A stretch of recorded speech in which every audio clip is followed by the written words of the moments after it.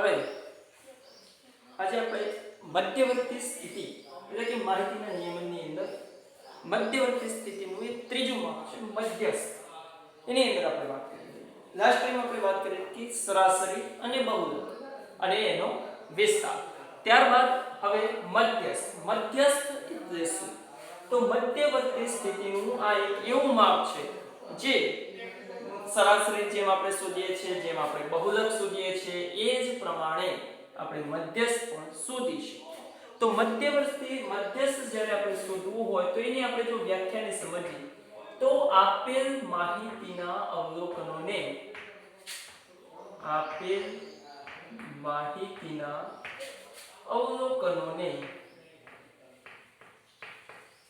ચડતા કે ઉતરતા ક્રમમાં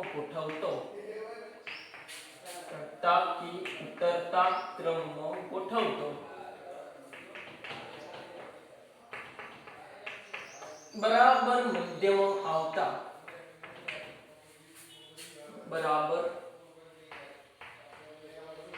મધ્યમ એટલે કે વચ્ચે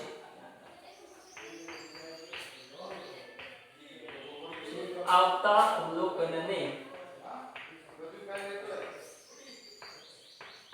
આપેલ માહિતીનું મધ્યસ્થ કહે છે.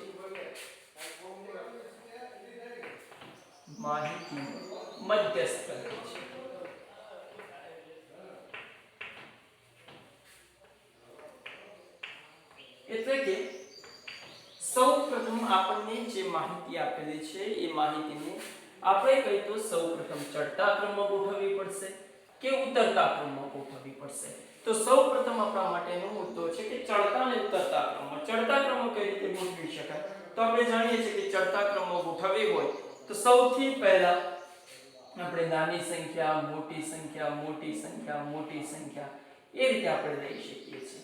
અને જો ઉતરતા ક્રમમાં ગોઠવવી હોય તો સૌપ્રથમ આપણે મોટી સંખ્યા, ત્યારબાદ નાની, નાની, નાની, સૌથી નાની સંખ્યા, એ રીતે સૌપ્રથમ આપણે સંખ્યાઓને ગોઠવવાની છે. અને ત્યારબાદ મધ્યમાં જે સંખ્યા એટલે કે વચ્ચે જે સંખ્યા આવે છે એને આપણે આપણી માહિતીનું મધ્યસ્થ કહે છે. મિત્રો કે અહીંયા આપણને જે સંખ્યાત્મક જે માહિતી આપેલી છે એ માહિતીને શોધવા માટે એનું એક સૂત્ર પણ છે જે આપણે શોધી શકીએ કે જો મધ્યસ્થ શોધવું હોય તો મધ્યસ્થ બરાબર n+1 ભાગ્યા 2 મૂળ અવલોકન. આ વસ્તુને અહીંયા આપણે ધ્યાન રાખવું પડશે. અને બીજું પણ એક સૂત્ર છે મધ્યસ્થ માટે. સૌપ્રથમ આપણે એને નોટ કરીશું. મધ્યસ્થ બરાબર n/2 મૂળ અવલોકન વત્તા n/2 + 1 મૂળ અવલોકન ભાગ્યા. ક્યારેક એવું બને મિત્રો કે આપણી ચોપડીની અંદર આવી કોઈ ફોર્મ્યુલાઓ છે નહીં, પરંતુ પરીક્ષાની અંદર જો આ ફોર્મ્યુલા આપણને આવડતી હશે તો આપણે સરળતાથી દાખલાનો ઉપયોગ કરી શકીશું. અહીંયા આપણે લખી શકીએ કે આ n એ શું છે? તો n એ અવલોકનોની સંખ્યા છે. આપણને જે માહિતી આપેલી છે એની સંખ્યા. પરંતુ અહીંયા બંને બાજુ સૂત્રની અંદર થોડો ઘણો તફાવત આપણને અહીંયા આપેલો છે કે અહીંયા જે n આપેલા છે આ સૂત્રની અંદર કે n બરાબર કેવી સંખ્યા હશે? તો એકી સંખ્યા. ત્યારે આપણે આ સૂત્ર વાપરી શકીશું એટલે કે અયુગ્મ સંખ્યા. અને અહીંયા n બરાબર બેકી સંખ્યા એટલે કે યુગ્મ સંખ્યા હશે ત્યારે આપણે આ સૂત્ર વાપરવું પડશે. તો આપણો જે જવાબ છે પરફેક્ટલી આપણે મેળવી શકીશું. જાણજો n એકી સંખ્યા હોય ત્યારે આ સૂત્ર આવશે, n બેકી સંખ્યા હોય ત્યારે આ સૂત્ર આવશે. પરંતુ સૌપ્રથમ તો આપણે ચડતા કે ઉતરતા ક્રમમાં ફરજિયાતપણે ગોઠવવા પડશે. અને એ ગોઠવ્યા પછી આપણે આ ક્રિયાને કરી શકીશું. એકવાર નોટ કરી લેજો. આપણી ચોપડીની અંદર આવું કોઈ સૂત્ર આપણને આપેલું નથી, પરંતુ જો સૂત્રને આપણે સમજીશું તો સરળતાથી આપણે જવાબ લાવી શકીશું. કેમ? તો ક્યારેક એવો પ્રશ્ન બનશે કે બે અવલોકનો વચ્ચે આપે છે ત્યારે કયો જવાબ સાચો લખવો મિત્રો? તો એ સમયે આપણે એની આ ફોર્મ્યુલા આપણને કામ લાગશે, નોટ કરી લેજો. ત્યારબાદ આપણે એક દાખલો ગણીએ તો આપણને એના આધારે એનો ખ્યાલ આવશે કે મધ્યસ્થ કઈ રીતે અને ક્યારે કેવા અવલોકનો હોય ત્યારે આપણે શોધી શકીએ છીએ. આપણને એક માહિતી આપેલી છે કે 13, 16, 12, 14, 19, 12,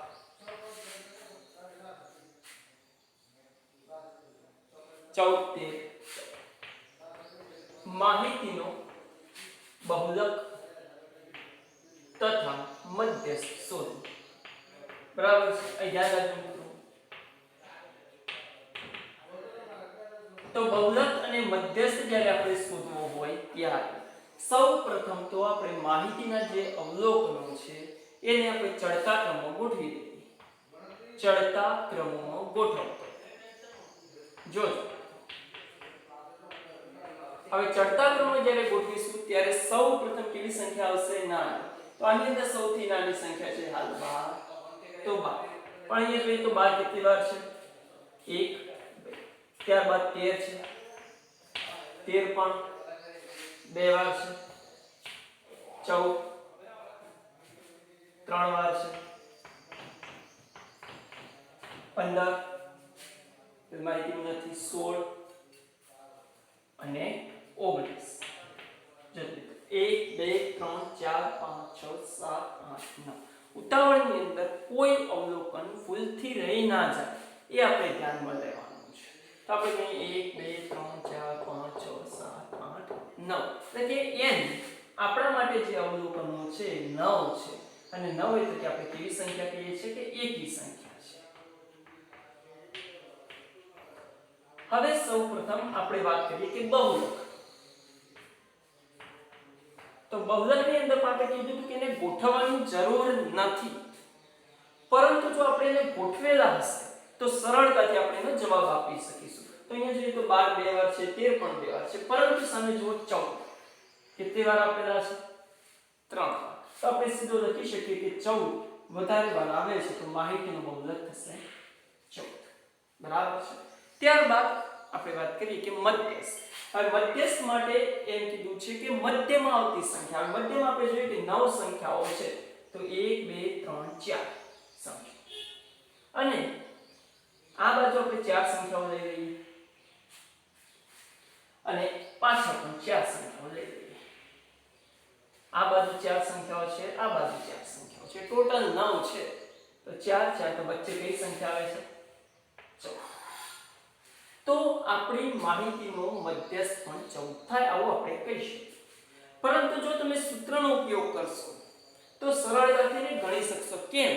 કારણ કે અહીં આપણને 9 જ અવલોકન આપ્યા છે. ધારો કે એવા 25 અવલોકનો આપી દીધા છે, 37 અવલોકનો આપી દીધા છે. તો એ સમયે આપણે જો મધ્યસ્થ શોધવો હશે તેને ગોઠવતી વખતે જો એક અવલોકન આ આગળ પાછળ થઈ જશે તો આપણા જવાબની અંદર થોડો ઘણો તફાવત આવી જશે. તો મિત્રો સૌપ્રથમ આપણે જે સૂત્રની રીતે જોઈએ તો મધ્યસ્થ બરાબર, જોજો મિત્રો, એકી સંખ્યા છે તો એકી સંખ્યા માટે આપણે સૂત્ર વાપરીએ કે n + 1 ભાગ્યા 2 મૂળ અવલોકન. n બરાબર કેટલા છે? 9.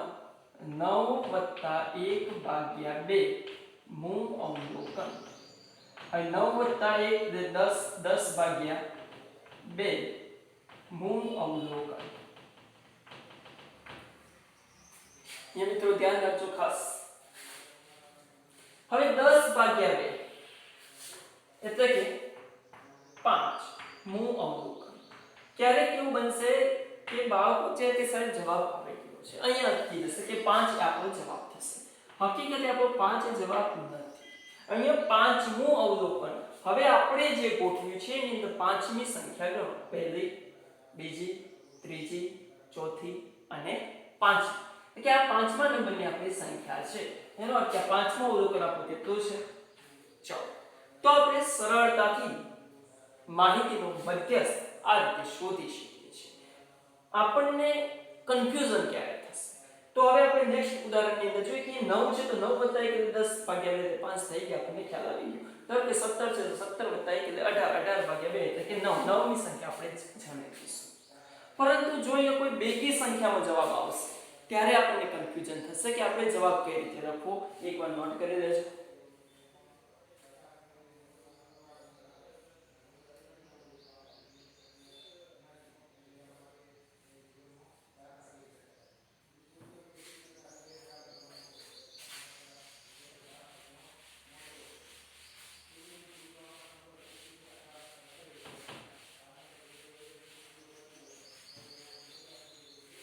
અહીંયા આપણને ઉદાહરણ આપ્યું છે કે 6 4 3 8 9 12 13 9 મધ્યસ્થ 16.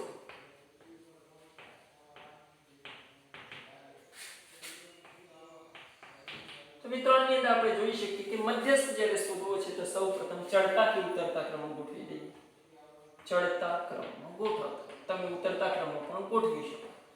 ચડતા ક્રમમાં ગોઠવો. હવે જ્યારે ચડતા ક્રમમાં ગોઠવીશું ત્યારે જોજો સૌથી નાની સંખ્યા અહીંયા 3 છે તો 3. ત્યારબાદ 3 કેટલી વાર છે? એક જ વાર છે. 4 પણ એક જ વાર છે. 5 નથી 6, 7 નથી 8, 9 9 12 13. અવલોકન એકવાર આપણે કન્ફર્મ કરી નાખીએ, ગણી નાખીએ કે 1 2 3 4 5 6 7 8. 1 2 3 4 5 6 7 8. તો એનો અર્થ કે n બરાબર 8. અવલોકન આપણને આપેલા છે જે આપણે કહીએ છીએ કે બેકી યુગ્મ સંખ્યા છે. બરાબર છે. હવે આને આપણે જો મધ્યસ્થ ગોઠવવા તો આપણે કહીએ કે આ 4 છે, પાછળ 3 થશે. તો હવે કઈ રીતે ગોઠવવા? તો આપણો પ્રશ્ન એ છે કે 8 છે તો 4 4 ભાગ થઈ જાય. 4 આ બાજુ થાય, 4 આ બાજુ થાય, 25. તો 8 અને 9 ની વચ્ચે કેવો જવાબ આવશે? 8 અને 9 ની વચ્ચેનો જવાબ આપણે અહીંથી લાવવાનો છે. હવે 8 અને 9 ની વચ્ચેનો આપણે જો જવાબ લાવીએ, સમજો અહીંયા આપણને કોઈ સંખ્યા આપેલી છે નહીં. અહીંયા આપણને આપણો જવાબ મળે છે, પણ એ જવાબ કયો? તેના માટે આપણે જો આપણે સૂત્રનો ઉપયોગ કરીશું તો વધારે સરળતાથી આપણે જો જવાબ લાવી શકીશું. તો મધ્યસ્થ બરાબર જ્યારે બેકી સંખ્યા આપેલી હોય ત્યારે આપણે સૂત્ર લખીએ તો આખી ચોપડીની અંદર છે ને મિત્રો નોટ કરજો, ખાસ મહત્વની વસ્તુ છે. નહીં તો તમે અહીં અટકશો કે 8 અને 9 છે તો હવે વચ્ચે શું જવાબ? 8.1 8.2 8.3 8.4 8.5 8.6. બરાબર છે, લખી શકાય. 8 અને 9 નો સરવાળો કરીને આપણે ભાગ્યા 2 કરીએ તો આપણો જવાબ આવશે. પરંતુ બહેતર છે કે આપણે આપણા સૂત્રના આધારે કામ કરીએ. તો મધ્યસ્થ n ભાગ્યા 2 માં અવલોકન વત્તા n ભાગ્યા 2 વત્તા 1 મો અવલોકન ભાગ્યા 2. અહીંયા અવલોકન મિત્ર આવશે, શબ્દ લખ્યો નથી, આપણે ટૂંકમાં લખીએ છીએ n ભાગ્યા 2. n બરાબર છે 8. 8 ભાગ્યા 2 આમ લખીએ આપણે 8 ભાગ્યા 2 4 દુ 8. તો 4 નું અવલોકન વત્તા 8 ભાગ્યા 2 એટલે 4 4 વત્તા 1 એટલે 5 નું અવલોકન ભાગ્યા 2. હવે 4 નું અવલોકન પહેલું, બીજું, ત્રીજું, ચોથું કેટલું છે? 8.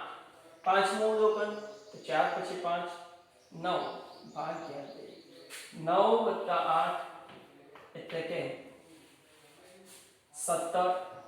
17 ભાગ્યા 2 આપણે એનો ભાગાકાર કરીએ, નાખ્યા એટલે 17 2 8 16. 1 દશાંશ ચિહ્ન મૂકીએ, દશાંશ ભાગાકાર 2 પંચા 10. તો 8.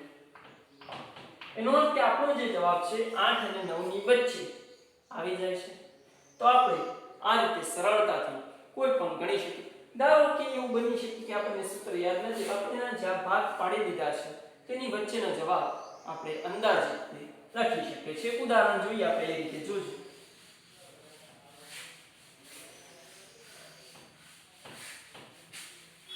આપણને એક સંખ્યા આપેલી છે કે ચડતા ક્રમમાં ગોઠવેલી છે કે 1 2 3 4 5 6 બરાબર છે. હવે આનો આપણે મધ્યસ્થ શોધવાનો છે. સમજો તો અહીંયા n બરાબર 6 એટલે કે બેકી સંખ્યા. બેકી સંખ્યા આવશે ત્યારે આપણને થોડો પ્રશ્ન થશે, બાકી એકી સંખ્યામાં આપણે સરળતાથી ગણી શકીએ. તો 6 છે તેના બે ટુકડા કરીએ તો 3, આ બાજુ 3, તો હવે વચ્ચે છે તેનો અર્થ કે 3 અને 4 ની વચ્ચે.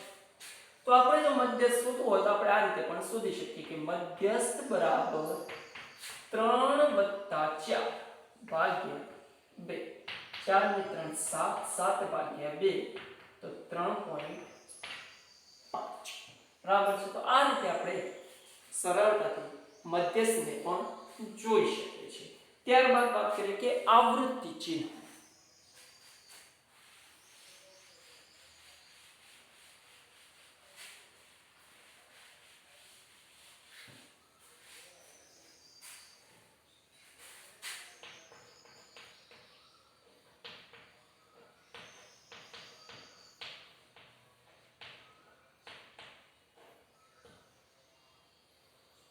આવૃત્તિ ચિહ્ન. હવે આવૃત્તિ ચિહ્ન હોય શું? તો આવૃત્તિ ચિહ્ન એટલે કે એક આમ ઊભો લીટો કરવો છે, બીજું કઈ છે. જો 5 લીટા થાય તો 1 2 3 4 પછી એક આડું લીટું કરીએ કે 5. આ છે આપણું આવૃત્તિ ચિહ્ન.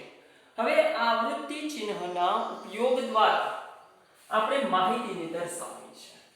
આપણને ધારો કે કોઈ બહુલકીય માહિતી આપેલી છે કે આપણે જાણીએ કે ધોરણ 8 ની અંદર 1 થી 10 વિદ્યાર્થીઓ છે. 10 વિદ્યાર્થીઓએ મેળવેલા ગુણ આપણને આપેલા છે. જોજો 40 50 ગુણમાંથી મેળવેલ ગુણ.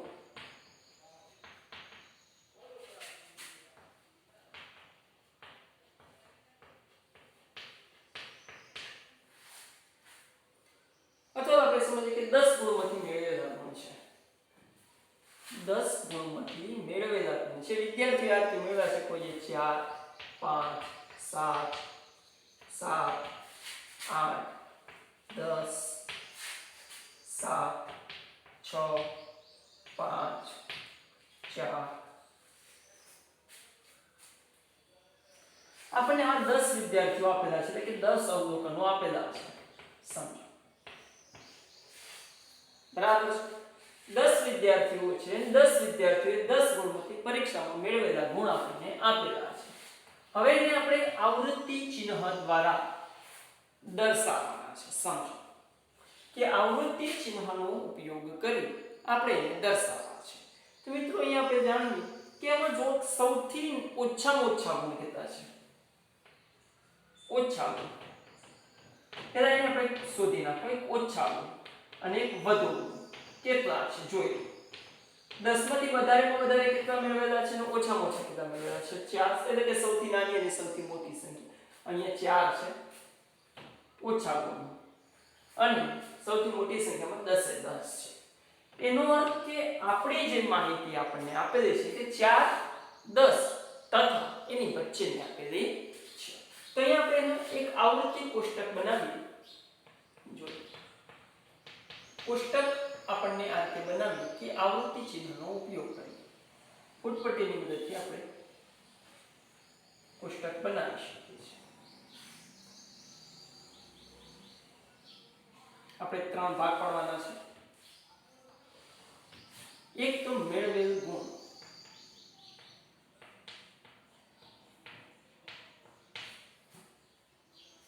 આવૃત્તિ ચિહ્ન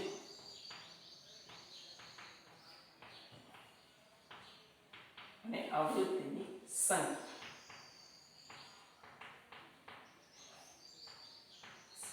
ગુણ હોય તો ગુણ, વજન હોય તો વજન, જે હોય આપણે એ પ્રમાણે ફેરફાર કરીશું. હવે આપણે અહીંયા જો આ માહિતી મેળવેલી હશે તો આપણને સરળતાથી માહિતી મળે કે ઓછામાં ઓછા આપણે 4 થી શરૂઆત કરવી પડશે. તો આપણે 4 5 6 7 8 9 10 હવે 4 ગુણ હોય એવા મિત્રો અહીંયાથી આપણે શોધી નાખો તો 4 ગુણ વાળા કેટલા છે 1 અને 2 કેટલા છે 2 પણ આધારે 1 2 આપણે અહીંયા આવૃત્તિ ચિહ્ન કરીએ ચાલો 5 ગુણ વાળા કેટલા છે તો 1 2 તો 1 2 6 ગુણ વાળો એક જ વિદ્યાર્થી આપણને અહીં મળે છે 7 1 2 3 1 2 3 ત્રણ બેટા કર્યા ચલો 8 ગુણ વાળો કોઈ વિદ્યાર્થી છે હા 1 ચલો 9 ગુણ વાળો કોઈ વિદ્યાર્થી નથી ચલો 10 ગુણ વાળો પણ એક વિદ્યાર્થી છે તો હવે એના આધારે આપણે લખીએ કે અહીંયા આપણને કેટલી સંખ્યા મળી છે 2 1 3 1 0 અને 1 અહીં આપણે ટોટલ મેળવી લઈએ કે n બરાબર 2 2 4 5 5 3 8 9 1 10 એનો અર્થ કે આપણો જે જવાબ છે કોષ્ટકના આધારે આપણે સરળતાથી મેળવી શકીએ છીએ અને આના આધારે આપણે આવૃત્તિ ચિહ્નો દ્વારા આપણે કોઈ પણ માહિતીની સાથે દર્શાવી શકીએ છીએ